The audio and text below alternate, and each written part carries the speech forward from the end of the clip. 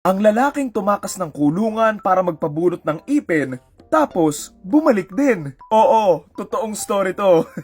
Taong 2013, isang 51 years old na lalaki ang nakakulong sa Östergard Prison sa Southwest Sweden. November 2013, habang nakakulong siya, dito nga siya makakaramdam ng sakit sa ipin niya. 4 na araw ang lumipas, nagsimula na nga itong mamaga at dahil hindi na nga niya kayang tiisin yung sakit, dito na nga siya nakipag-usap doon sa mga gwardya para nga magpa-clinic siya, pero hindi nga siya pinayagan. Dahil dito, nagtiis na nga lang siya at dahil nga sa sobrang sakit, dito na nga siya nag-decide na may gawin at ayun nga, yung tumakas. Pagkatakas niya, agad naman itong napansin ng mga gwardya at hinanap nga siya agad. Meron siyang electronic tag pero maswerte siyang hindi nga to gumana kaya hindi nga rin nila siya mahanap. Sa kabilang banda, imbes na lumayo, nagpunta siya sa pinakamalapit na dentista para magpa-check up at ipagamot nga yung ipin niya na kailangan na nga daw palang bunutin. Pagkatapos nga niyang magpabunot and wala na ngang sakit, dito na nga siya nagpunta pabalik nga doon sa may kulungan para nga sumuko doon sa mga pulis. Pagbabalik niya, dito na nga nagulat yung mga pulis dahil hindi nga sila makapaniwalang bumalik siya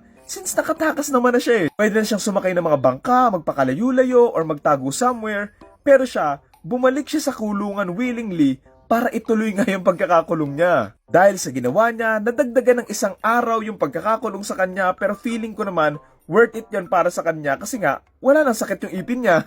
Ang nakakatawa pa dito, 30 days lang naman siyang nakakulong and last day na sana niya sa kulungan nung tumakas siya. Pero since tumakas nga siya and technically hindi pa naman siya nakakalaya, nadagdagan nga lang siya ng 24 hours or 1 araw na pagkakakulong, then pwede na siya ulit na makalaya. Agad naman itong nabalita dahil nga sa kakaibang pagtakas nga niya tapos pagbalik niya at ang sabi nga lang niya, my whole face was swollen.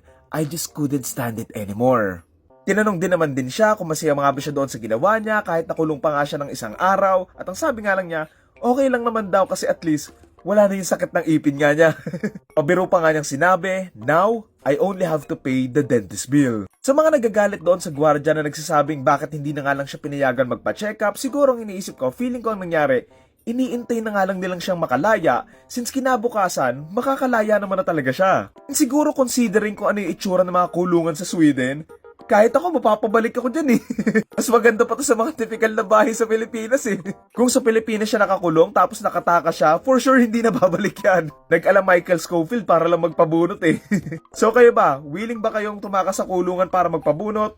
Comment nyo na lang. Thank you.